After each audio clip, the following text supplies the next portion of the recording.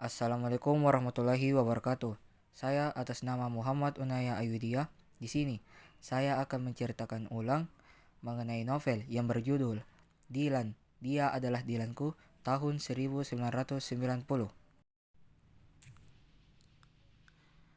Identitas buku, judul Dilan, Dia Adalah Dilanku tahun 1990. Penulis Pidi Baik.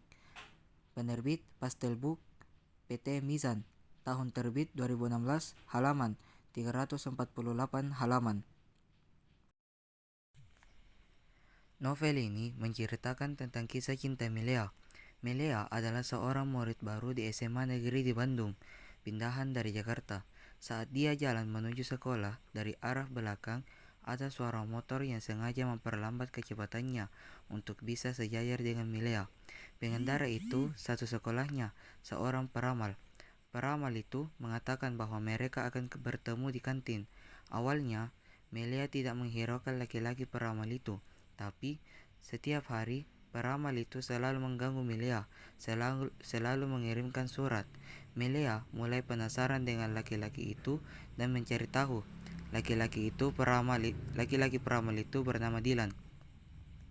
Suatu hari saat bubar dari sekolah, ada Dylan yang menyusul Melia dengan motornya, dan dia mengatakan kepada Melia bahwa dia ingin ikut naik angkot bersamanya. Saat diangkut, Dylan berkata, "Melia, kamu cantik, tapi aku belum mencintaimu. Enggak tahu kalau sore, tunggu aja." Perkataan Dylan membuat Melia kaget. Melia hanya diam. Dia juga memikirkan pacarnya yang berada di Jakarta. Dylan selalu mendekati Melia dengan cara yang tidak biasa dilakukan laki-laki lain. Mungkin itu caranya untuk membuat Melia tidak bisa berhenti memikirkan Dylan. Melia diambang kebimbangan. Haruskah aku terus terang kepada Dylan bahwa aku sudah punya pacar? Melia takut jika dia berterus terang nanti Dylan akan membuat sedih karena tidak bisa ngobrol yang menyenangkan lagi. Dan dia juga tidak ingin bilang kepada Benny bahwa ada seseorang yang berusaha mendekatinya. Suatu hari saat hari ulang tahun Melia, Nandan ngasih boneka pandan yang cukup besar. Nandan kasih boneka itu di kelas. Kata Nandan alasan dia ngasih boneka itu agar ketika tertidur, Melia dapat memeluknya. Benny juga datang ke Bandung demi merayakan ulang tahun Melia. Melia kecewa karena Dylan tidak memberi ucapan selamat ulang tahun padanya. Padahal dia yakin kalau Dylan akan menelpon pada jam 12 malam untuk menjadi orang yang pertama yang mengucapkan selamat ulang tahun. Dylan datang ke kelas mendatangi Melia. Bungkusan yang dibawa Dylan diberikan kepada Melia, lalu menjabat tangan Melia. "Selamat ulang tahun Melia." Hari itu, hati Melia sedang berbunga-bunga. Menurutnya, apa yang dilakukan Dylan benar-benar istimewa. Isi bungkusan itu adalah buku TTS. Dalam buku TTS ada selembar kertas yang berisi tulisan tangan. Hari-hari berikutnya, Dylan mulai berubah. Melia merasa Dylan menjauh darinya.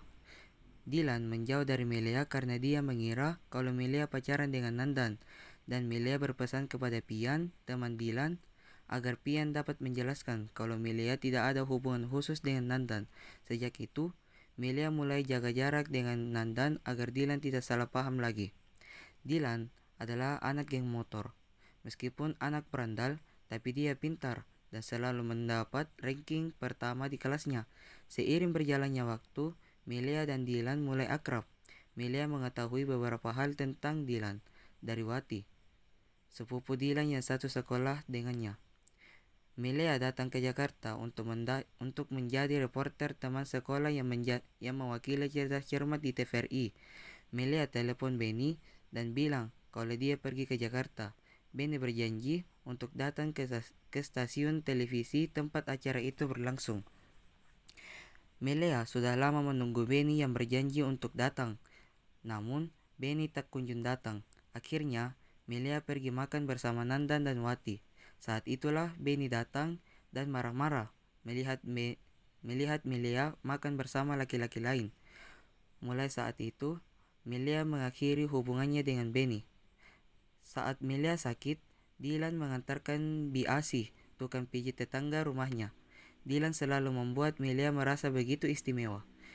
Benny datang ke rumah Melia ditemani pamannya, berharap hubungannya dengan Melia balik kembali.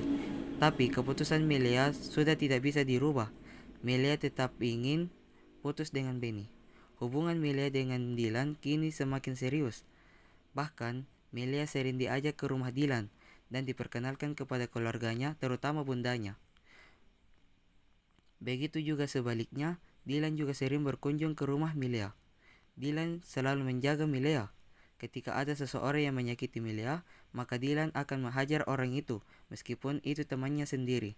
Seperti Dylan yang menghajar Anhar karena sudah menampari Melia di warung BEM.